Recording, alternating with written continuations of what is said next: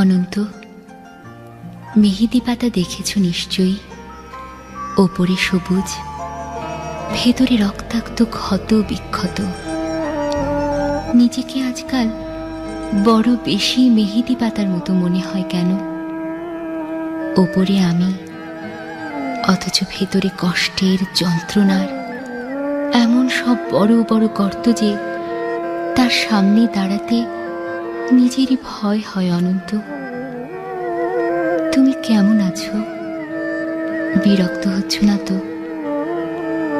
ভালোবাসা যে মানুষকে অসহায় করে তুলতে পারে, সেদিন তোমায় দেখার আগ পর্যন্ত আমার জানা ছিল না।